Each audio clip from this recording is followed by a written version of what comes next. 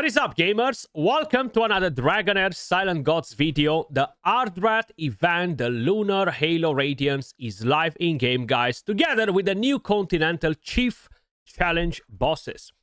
In today's video, we're going to discuss a bit about them, and I'm going to share with you a team for Alton.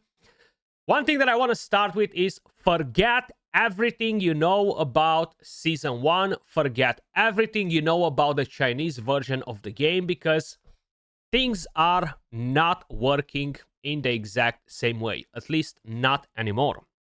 I was extremely convinced that the first two bosses that I will be challenging in the first week will be Urzilas with Necrosis or with Burn to do crazy big AoE damage. Necrosis doesn't really perform that great in here, for my surprise. In Season 1, we had a very similar boss like Urzilas. Was Vasak, if I remember it correctly, and was the exact same thing. Necrosis was overperforming comparing it with any other team. This time around, of course, unfortunately, that is not the case. One team that I still want to try in here is definitely going to be Rally. I will be doing guides on every single one of these bosses, so definitely stay tuned for it. Another thing that I do want to mention as well is you can actually manipulate the ultimate energy and speed on these bosses. Okay, we were never able to do this before in the past. I was just looking like, WTF, why are all of my teams desyncing? What is happening? What is causing it, right? Till I actually paid better attention to a character like Vinyara, for example, that clearly shows a big drop on the ultimate energy. And I'm not sure if they just forgot to turn that on versus the bosses. They intended to change this for whatever reason, or what's happening? Are they going to change it? They're not going to change it. So it's something that we're going to have to basically wait and see.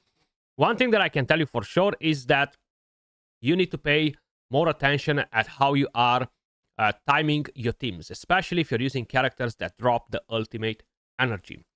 That being said, I will keep you guys posted in terms of what are the best bosses to attack in week 1, with what teams, etc. If you're not in my Discord just yet, make sure you guys join in. The link is in the description, pin comment. I've already started the new channels for the Season 2. We have all of the threads right here where you're gonna be able to check out different teams and stuff. We'll be doing a lot of testing, but just to kind of like show you an example, right? Versus Urzilas, this is my Necro team. This is actually one of the highest I've got, because I've tried it quite a few different times and was just not really performing better than this. Versus Alton, it's kind of like a completely different story. 305 million.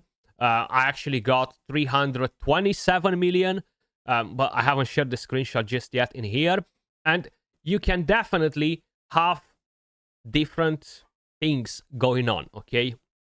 But I don't want to kind of like tell you guys, attack this boss today, attack this boss next week, because we need to do a lot of testing. One thing that I would recommend you, don't do what these guys did, okay? Don't rush it. You have one freaking week to save your damage. In 1 week, you're going to get a better Psychic Core. You're going to pull better characters, maybe. You're going to have much better gear. You're going to have talents. Don't do it. It's literally no reason to do what these guys did. Like, they absolutely sacrificed their damage. This is a Beldele with an artifact doing 270 million. 210 with a little Wanis with the exclusive. Don't do it. Wait.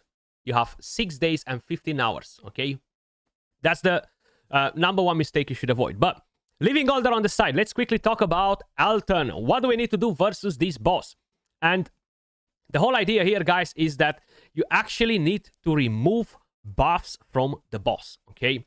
Now, I'm going to use Journey here. I am very convinced that I will change him, because he manipulates the ultimate energy and he throws everything out of sync, okay? He's messing my entire team up. So, deals damage to enemies within range, reducing their ultimate energy by 25%. And it will happen, okay? You're going to see it in just a second. The whole idea is the ally summoned unit with the highest attack deals 360% more damage on level 1 is. Each time a buff is dispelled from or blocked on an enemy, allies gain 1 undispellable stack of 5% attack up, lasting indefinitely up to 20 stacks. Which means that the more buffs you dispel from the boss, the more attack up you're going to gain, which will overall increase your damage. Now, you do need around 260 resistance as well in order to resist this boss, 260 accuracy. One thing to keep in mind is that if the boss does not debuff you, you don't have to worry about resistance.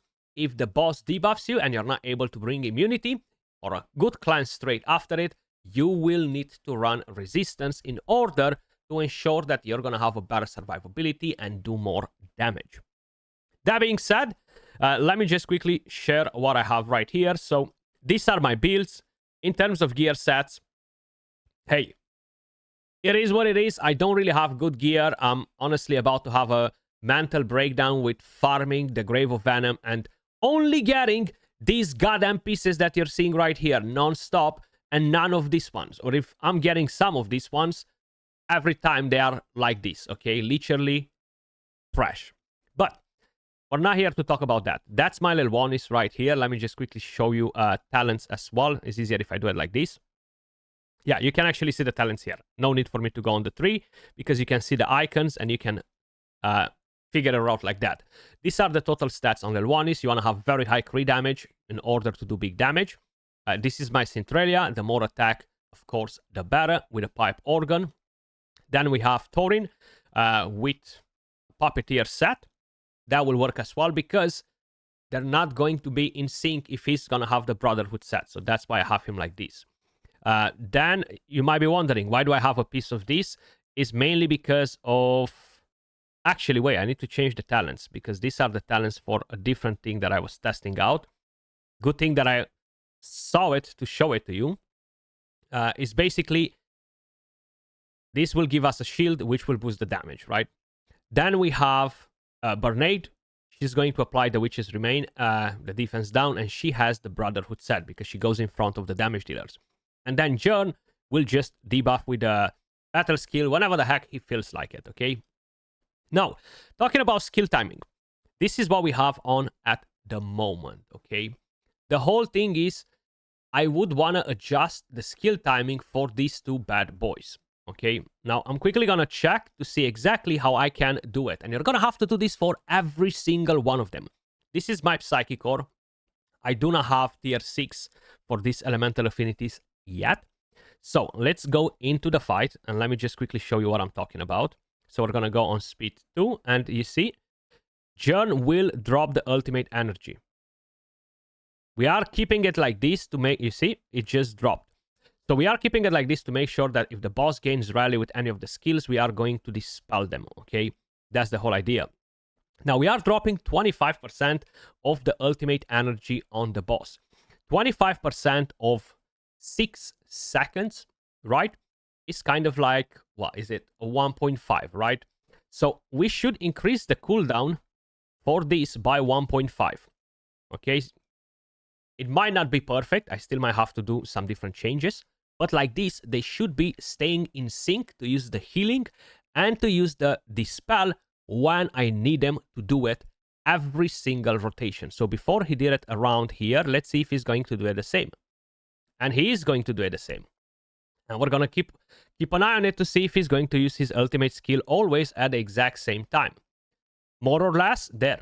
Now, it can happen where he's actually going to resist it or something, which will desync the team again. But like this, just with that skill timing, is very easy to calculate, okay? I'm not a mad genius or anything like that, but you're not going to drop 25% of his whole ultimate energy. You're going to drop 25% of this skill to this skill, that bar, okay? Which was 6 seconds. 3 skills, 6, 6, 6 equals 18.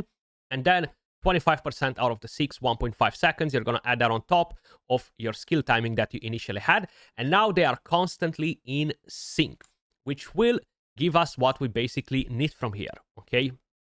I don't even need to stay in this run.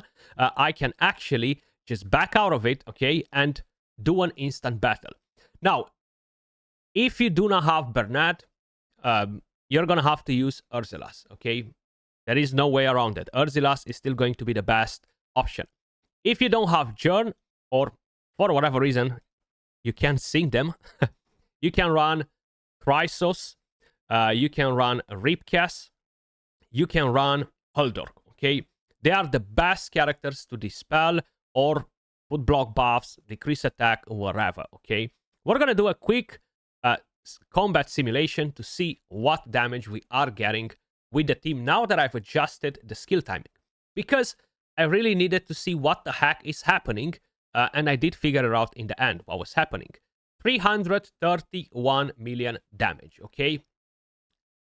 There you go. This is probably going to be the best team for Alton, Necro, and this will be probably the best boss to challenge while using a Necro team. Now, I will be doing videos from my free-to-play account, from the main account, showcasing all of the teams that I'm planning to use. The main idea with this video was to make you aware of all of the mistakes, to make you aware of all of the things that are happening with these bosses that could potentially be either buggy, either they've intended to change the mechanics, because before you were not able to control the ultimate energy. That being said, guys, stay tuned for videos on the other bosses as well, from the free-to-play account as well, where I'll be sharing different teams. And as usual, appreciate all of you guys watching. Much love, and I'll catch you all in the next video. Peace.